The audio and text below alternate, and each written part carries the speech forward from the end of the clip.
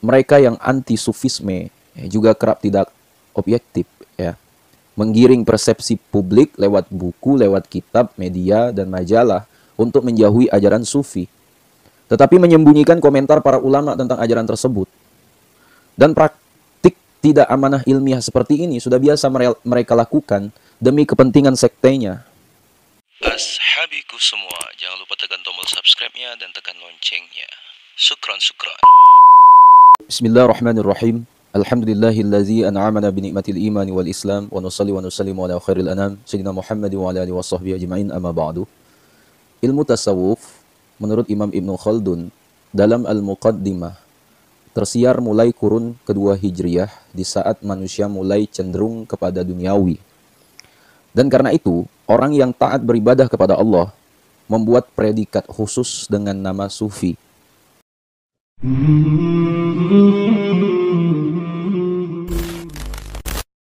Kendati demikian, menurut beliau, ilmu tersebut bukan hal baru yang dibuat-buat dalam agama atau bid'ah, tetapi sebuah ilmu pendidikan yang tersarikan dari perilaku Rasulullah SAW dan kehidupan para sahabat sehari-hari. Dengan begitu, salah besar persepsi miring yang disebarluaskan oleh musuh-musuh Islam bahwa tasawuf adalah ilmu yang lahir dari rahim ajaran Buddha, Nasrani, Hindu, atau Persia. Kalaupun di sana terdapat sedikit sisi kesamaan, maka itu bukan berarti bisa dibuat justifikasi jika sufisme bukan lahir dari kantong Islam. Lebih jauh, ulama sufi menegaskan bahwa ajaran tasawuf berorientasi pada 5 asas, yakni kebersihan hati dan muhasabah, yaitu introspeksi, ucapan dan ibadahnya karena Allah, berlaku zuhud di dunia, mencintai sesama muslim dan memberikan hak-haknya, serta menghiasi diri dengan akhlak yang diajarkan oleh Rasulullah SAW.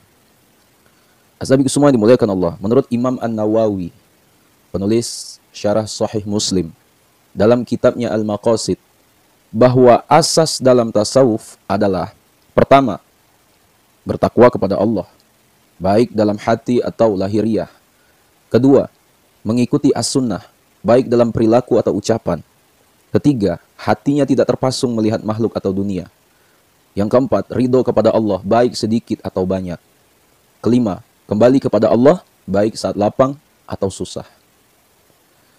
Ashabiku semua yang dimuliakan Allah, banyak yang skeptis dengan ajaran tasawuf, ya, berkata bahwa tasawuf yang dibawa oleh Imam Junaid dan sufi yang sezaman dengannya adalah tasawuf yang murni dan steril dari syirik dan bid'ah. Tetapi setelah masa-masa itu, banyak sufi yang sudah terkontaminasi virus iblis, sehingga tanpa sadar mereka telah terjerumus kubangan bid'ah dan keluar dari syariat yang diridhoi Allah dan Rasul-Nya. Ironisnya, setelah itu mereka menghantam sufi dan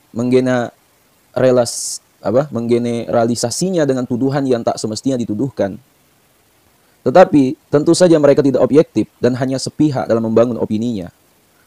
Fakta, jika mereka hanya mengikuti pemikiran Al-Imam Al-Hafiz Ibnul Jauzi dalam Talbisul Iblis dengan setengah-setengah, mereka lupa jika beliau adalah ulama yang tidak anti-sufisme secara absolut. Beliau pernah mengadakan perayaan Maulid Nabi Muhammad SAW bersama para sufi, dan bahkan pernah memuji sufi Rabi'atul Adawiyah. Sementara mereka yang kami lihat secara absolut membenci ajaran sufi dengan berbagai atributnya, termasuk kepada Rabi'atul Adawiyah. Ashabiku semua dimuliakan Allah, setiap ulama mempunyai penilaian dan ijtihad, termasuk Al-Hafiz Ibnul Jauzi. Dan juga setiap ijtihad dan ucapan manusia berhak ditolak dan diterima kecuali Rasulullah SAW, sebagaimana ucapan Imam Malik. Ya, tetapi ketahuilah, kitab Talbisul Iblis juga mendapat rangkaian sanggahan dari berbagai ulama, ya, termasuk Syekh Abdul Wahab Asy-Sya'rani, Imam Ahmad Zarruq, Imam Yafi'i. Ya. Ashabiku semua dimuliakan Allah, mereka yang anti-sufisme juga kerap tidak objektif, ya, menggiring persepsi publik lewat buku, lewat kitab, media, dan majalah untuk menjauhi ajaran sufi, tetapi menyembunyikan komentar para ulama tentang ajaran tersebut. Dan praktik tidak amanah ilmiah seperti ini sudah biasa mereka lakukan demi kepentingan sektenya. Azabiku semua dimuliakan Allah. Abu Said Muhammad Alawi Al-Maliki dalam Al-Ghulu, yaitu bercerita bahwa dalam kurikulum muqarrar Tauhid kelas 3 Sanawiyah Arab Saudi cetakan tahun 1424 Hijriah berisi tentang pernyataan bahwa ajaran sufi adalah syirik serta keluar dari agama Islam. Kemudian beliau memberikan tanggapan bahwasanya perilaku para pengikut Thariqah Sanusiyah, Idrisiyah, Tijaniyah, Qadiriyah, Rifaiyah, ya, Saziliyah, Mahdiyah, Naksabandiyah, dan Marghaniyah memiliki jasa besar dalam memerangi penjajah, membela negara, menyebarkan agama, dan mengajarkan ilmu kepada para muslimin. Dan sejarah yang objektif dan terpercaya mengakui hal itu. Beliau melanjutkan bahwa generasi akhir pengamal Thariqah seperti Syekh Umar Al-Mukhtar, Syekh Abdul Qadir Al-Jazairi, Syekh Umar Al-Fawti At-Tijani, Syekh Utsman bin Faudi Al-Qadiri juga mempunyai jasa besar yang perlu dihargai dalam berjihad di jalan Allah, melayani agama, menyebar ilmu dan pengetahuan, serta memerangi kebodohan dan bid'ah. Sedangkan para imam tasawuf yang terkenal pada kurun-kurun terdahulu seperti Imam Rafi'i, Al-Badawi, Asy-Syazili, dan imam tasawuf lain yang seperiode dengan mereka, serta imam-imam generasi tabi'in dan pengikutnya, kegigihan dan jihad mereka semuanya tidak bisa dipungkiri. Dan keluarnya mereka untuk berjuang di jalan Allah merupakan suatu yang memenuhi sejarah dan tercatat dalam kitab-kitab manaqib, kitab-kitab biografi. Asabiku semua dimuliakan Allah, di akhir pembahasan ya beliau berkata, Buya Sayyid, ya, meski demikian kami tidak pernah mendakwahkan bahwa mereka terjaga atau maksum. Sebab setiap dari kita dan dari mereka diterima dan ditolak. Ijtihad mereka berkisar antara benar dan salah, diterima dan ditolak. Akan tetapi kami mengingkari bentuk hujatan dan penghukuman syirik kufur, fanatik mazhab, dan keluar dari agama Islam terhadap mereka. Banyak ulama yang sangat apresiatif terhadap sufisme. Bahkan diantaranya juga dari ulama yang dipuja-puja Wahabi dari kalangan ulama mazhab Hambali.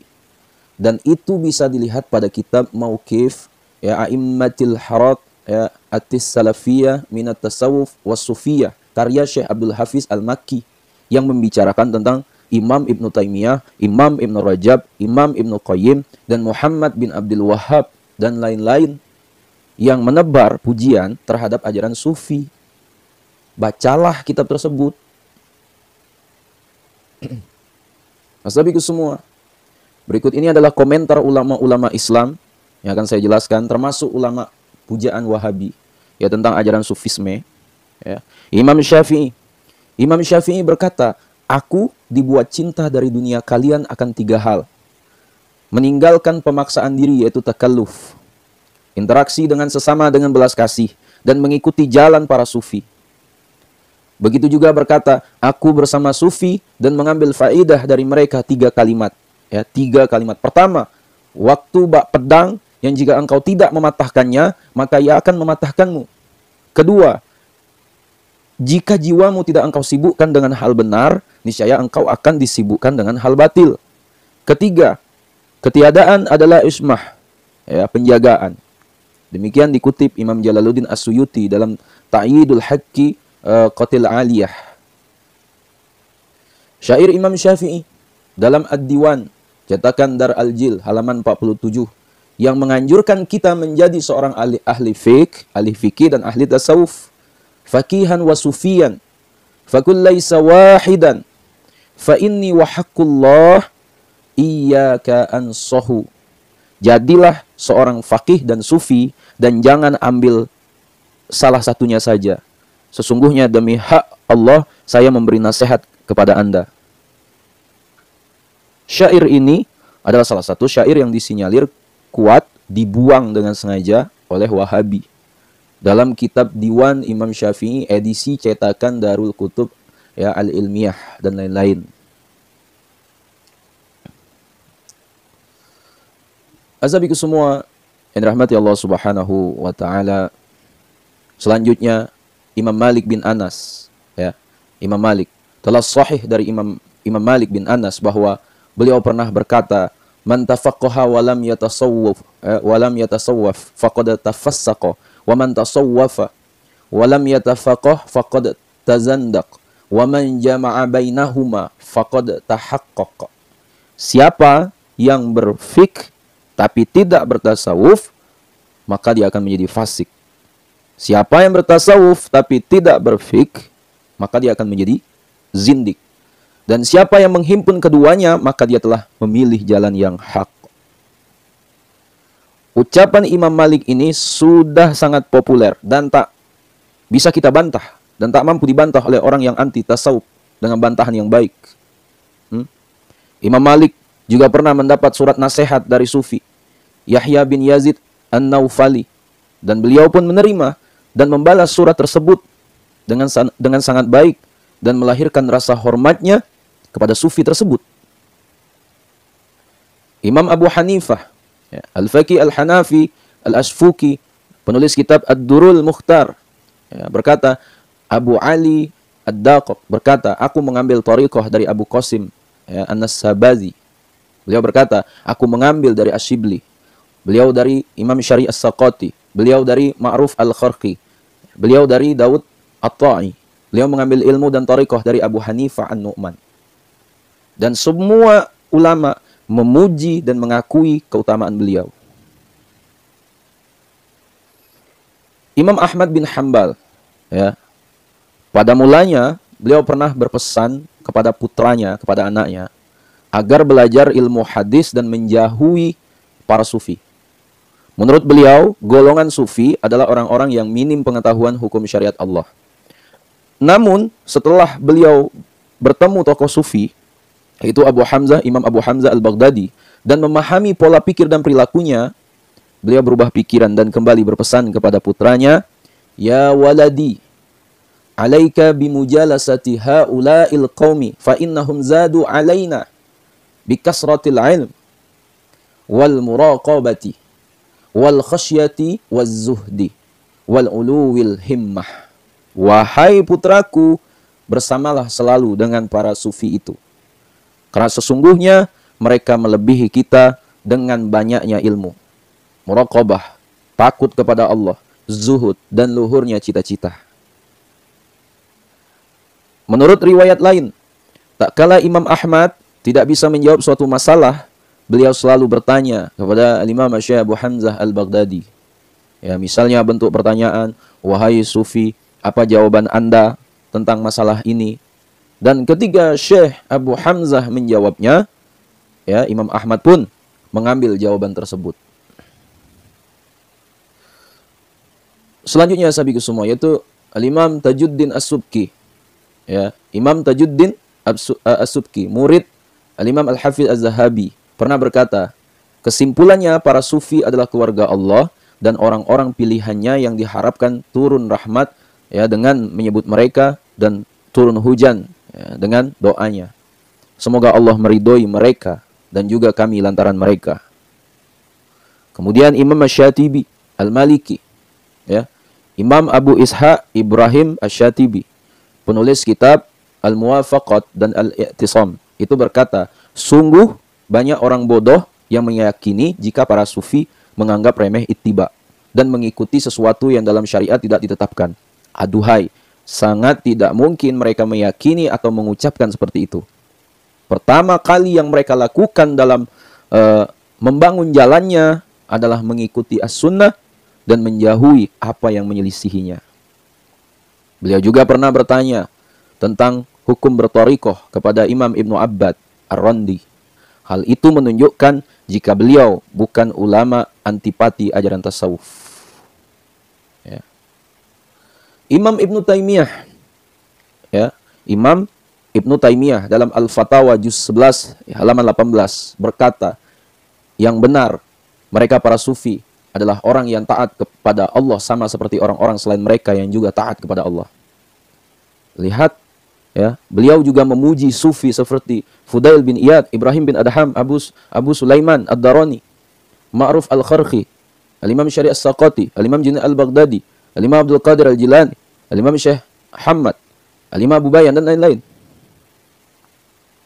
Imam Ibnu Al-Qayyim, Al-Hafiz Ibnu Al-Qayyim Al-Jauziyah, dalam kitab Madarijus Salikin juz 2 halaman 177 juga memberikan apresiasi yang sama seperti Imam Ibnu Taimiyah, dan berkata, semua komentator dalam bidang ilmu telah menyepakati bahwa tasawuf adalah akhlak, dan semua ajaran sufi berpusar pada satu titik, yaitu melakukan kebaikan dan sabar terhadap perilaku buruk orang lain. Selanjutnya, Imam Junaid Al-Baghdadi. Imam Junaid Al-Baghdadi seorang yang disepakati keilmuan dan keutamaannya. Beliau berkata, andai aku tahu di bawah langit ada ilmu yang lebih mulia dibandingkan ilmu ini, ya, ilmu tasawuf yang sedang kami bicarakan bersama dengan sahabat-sahabat kami, niscaya aku akan mendatanginya untuk mencari. Imam Ibnu Khaldun Al-Maliki. Imam Ibnu Khaldun dalam Al-Muqaddimah, beliau berkata, ilmu ini, ilmu tasawuf adalah termasuk ilmu syariat yang baru dalam agama. Pondasinya adalah bahwa jalan mereka yang merupakan jalan para salaful ummah, baik dari sahabat dan tabi'in agung dan orang-orang setelahnya, adalah jalan yang hak dan hidayah. Kemudian Imam Izzuddin bin Abdissalam, imam yang bergelar Sultan Ulama, Izzuddin bin Abdissalam, dalam kitabnya Ar-Ri'ayah itu berkata, semua manusia duduk di garis bekas, ya, atau rusum syariat, sedangkan para sufi duduk di tiang-tiang syariat. Hal itu dikuatkan dengan karomah dan hal-hal luar biasa yang muncul dari mereka. Dan hal itu tidak pernah muncul dari seorang alim meskipun ilmunya sangat tinggi, kecuali mereka mau mengambil jalan ajaran bersama dengan para sufi. Azabiku semua dimuliakan Allah, sebelum memasuki dunia sufi, Imam Izzuddin pernah mengingkari ajaran tasawuf. Beliau berkata, barang siapa mempunyai persepsi bahwa ada batin atau intisari syariat selain yang kami pelajari, maka itu adalah persepsi batil yang mendekati zindik. Namun, setelah beliau bertemu dengan Syekh Abdul Hasan Asy-Syadzili di Mesir dan mengambil ilmu darinya, beliau sangat memuji ajaran sufi. Kemudian mengatakan bahwa ajaran tasawuf adalah ajaran yang menghimpun akhlak para rasul. Azabiku semua, selanjutnya Syekh Muhammad Abduh. Syekh Muhammad Abduh, tokoh pembaharu pujaan warga Muhammadiyah, itu pernah berkata, tidak ada umat yang dalam ilmu akhlak dan pembersihan jiwanya menyerupai para sufi. Muhammad Rashid Ridho, muridnya, berbicara tentang gurunya ini, bahwa beliau adalah seorang sufi yang bersih. Azabiku semua dimuliakan Allah. Dan masih banyak lagi berbagai komentar yang sangat apresiatif dari berbagai kalangan ulama, yang ya tidak mungkin kami sebutkan semua di sini. Terakhir, tetapi jika Anda adalah orang yang mendapatkan hidayah dan taufik dari Allah, ya, kutipan-kutipan ini, penjelasan-penjelasan ini sudah lebih dari cukup sebagai pencerahan, ya, dan peringatan supaya mulut kita tidak sembrono menuduh ajaran sufi sebagai ajaran yang keluar dari syariat Islam. Selanjutnya, masihkah tasawuf dianggap sebagai ilmu atau ajaran yang sesat dan menyeramkan, sehingga harus dijauhi sejauh-jauhnya dan dihapus dari percaturan syariat Islam? Sabiku semua dimuliakan Allah. Agar video ini lebih bermanfaat lagi, silakan kalian share video ini kepada orang-orang kita cintai, dan juga jangan lupa share ke akun media sosial kalian lainnya. Wallahu a'lam. Assalamualaikum warahmatullahi wabarakatuh.